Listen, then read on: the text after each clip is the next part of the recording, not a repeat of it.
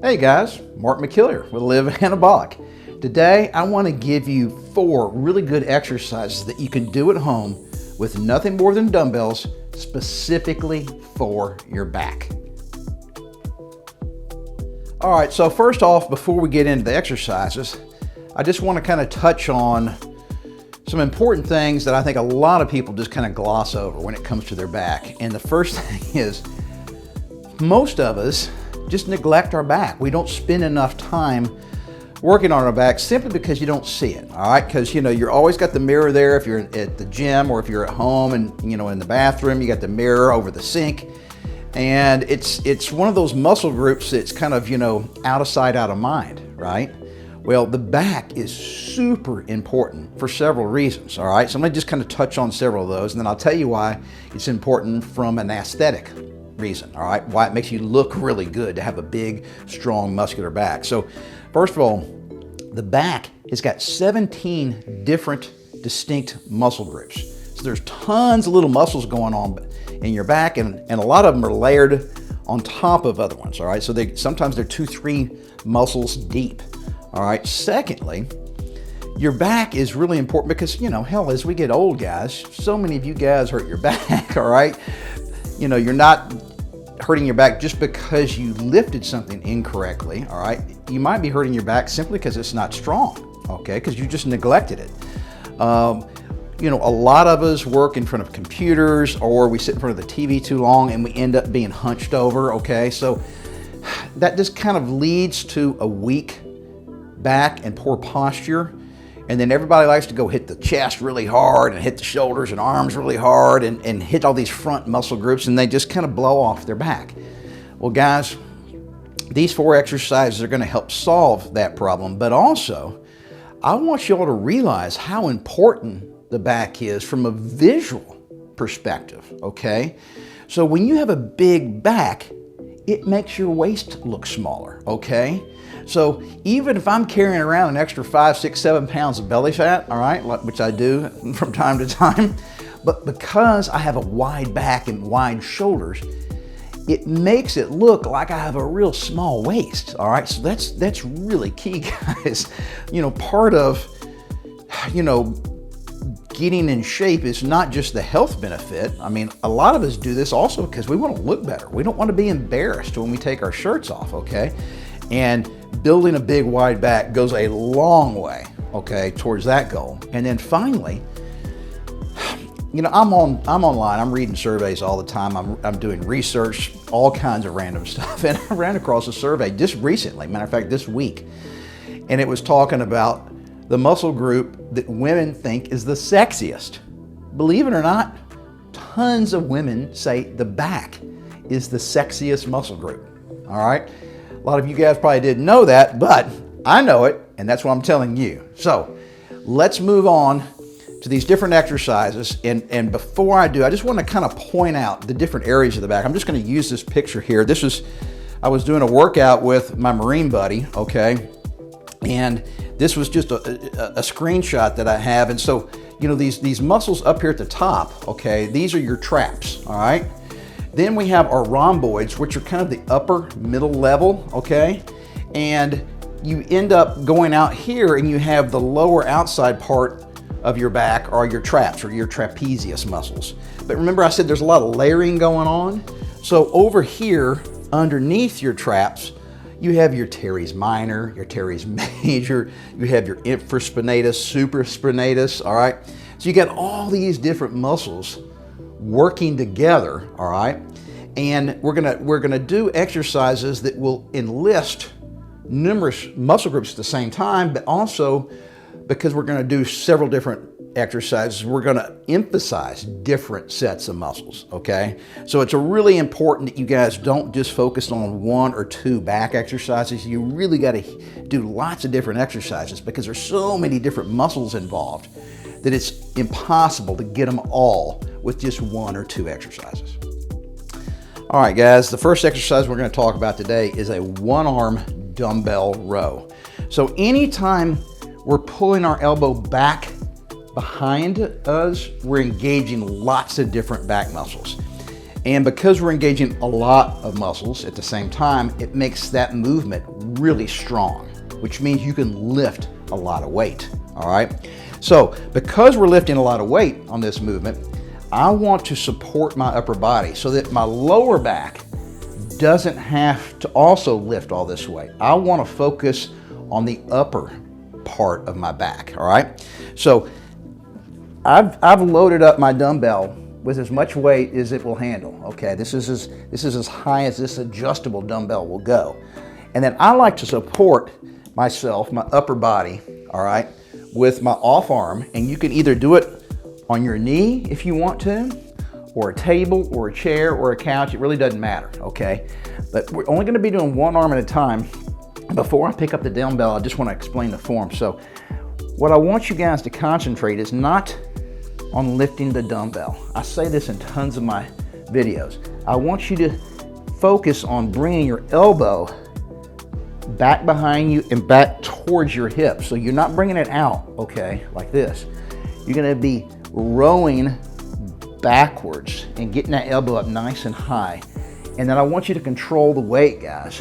And so here we go. I'm just gonna do a few reps and then I'm gonna stop. And then I'm just keeping my head still and rowing, pulling straight back.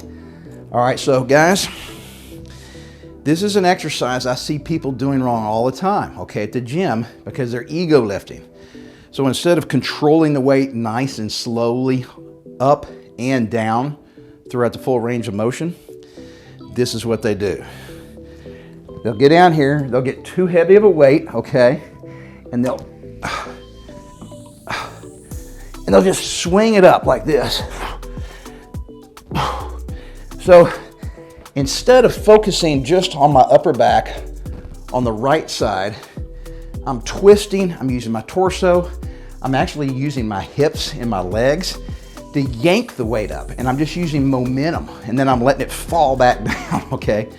So guys, because you're gonna be really strong for this particular movement, you're gonna need to use as much weight as possible, and most of you guys are not gonna have a heavy enough dumbbell at home, all right, to be able to really push yourself hard. So you need to cheat, okay? And when I say cheat, I mean you need to cheat by doing it really slow. You're cheating the movement in a way that makes it harder, okay? So if I go really slow and then hold it, 1, 2, slow down. Slow up, 1, 2, slow down. What I'm doing is I'm putting those muscles under tension for a longer time period because I'm going so slow and because I'm holding the weight at the top of the movement. And that's the cheat effect. And I'm using cheat in a good or a positive way here. So I'm making the weight actually feel heavier than it is. So guys, these bent over dumbbell rows are great, okay? And then of course, we're gonna flip over and do it on the other side. And because you're using so many muscles, you're gonna notice that you get out of breath. And that's another reason why I love this exercise. All right, exercise number 2. This is called a bent over rear delt fly. Now, the previous exercise, I said you gotta load it up with a really heavy weight because we're engaging so many muscles at the same time, and you just have a lot of leverage when we're doing that previous exercise. Now this one is the exact opposite, okay? We're putting our body in a compromised position relative to the weight we're lifting, and we're focusing on some relatively small muscles in the back, okay? So our upper back, the rear delts, okay? And because we're gonna have our arms way out to our side, the weight, the dumbbell in my hand has a lot of leverage over the muscle because the lever is so far away from the pivot point, right? Little physics here. Earlier, I was just rowing, okay, and the weight was really close to the pivot point. So I had a lot of strength over the dumbbell. So in this case, completely opposite. You guys are not gonna be able to use a lot of weight. All right, so I'm just gonna start down here, keep my head nice and low, and I'm just focusing at a spot in between my feet. And I'm gonna slowly bring these dumbbells up and then really try to control the weight on the down. We're at the full range of motion, guys, all right? So experiments, if you have bad shoulders, okay, experiment and see which way works better for you. Because a lot of times, if you have a bad shoulder, all you have to do is turn your hand slightly different in a different position, all right? And it will affect your shoulder joint differently because you're rotating your upper arm, and that's gonna have a completely different effect on the way things, you know, hurt or get pinched to nerves and muscles going through these little holes in your shoulder. So, guys, several of these movements could potentially bother you if you really have some bad shoulders. The bent over rows really shouldn't. The vast majority of guys are gonna be able to do that without any problem. But if you really have some shoulder issues, this may bother you a little bit, but remember, use a real light weight, okay? You can go down as low as 5 pounds on this exercise, and you can get a great burn, and you can really feel the muscles, okay? As long as you keep the form really strict and nice and slow. All right, guys, exercise number 3 is something called Romanian deadlifts, okay? Or RDLs for short. Now, this exercise involves so many different muscle groups, including some of your lower body muscles, your hamstrings and your glutes, okay? It means you can use a heavier weight, okay? So guys, you know, don't start off with the heaviest weight possible. Start off light, see how it affects your lower back. This is an exercise, if you don't do it right and if you don't warm up, you can strain your lower back, but it really shouldn't do that as long as you're using the correct form and warming up, okay? So before I pick up the dumbbells and show you, I'm just going to kind of go through a dry run here. So when I say Romanian deadlifts, okay, they're also referred to as stiff-legged deadlifts, all right, which is a misnomer because you're not keeping your legs stiff, okay? So I'm going to have the dumbbells at my side, and I'm going to be looking at the ground in front of me about 8 to 10 feet. And then I'm going to bend over, I'm going to hinge at my waist, I'm going to bend over, and I'm going to keep the dumbbells close to my body. I don't want to let them swing out here because when the weight's out here, it has more leverage over your lower back, right? A little physics. So you keep them close to your knees, and we're going to go down, okay, and I'm going to touch the dumbbells on the ground if you can get that low. And then you're going to just bring them straight back up, okay? That's all there is. Now, yes, you're going to feel this in your hamstrings and your glutes, but you're also going to feel this in the lower and upper back, all right? Great all-around exercise, guys. All right, so I'm going to start with my feet relatively close together because if they're way out here, your legs end up getting in the way of the dumbbells, all right? When you're coming down, your knees get in the way, so I like to have my feet relatively close, okay, about 12 inches apart. And the very first part of the movement, guys, is you don't bend over like this. You stick your butt out. Butt goes out. I'm looking down at the ground. Up, and then I come back up.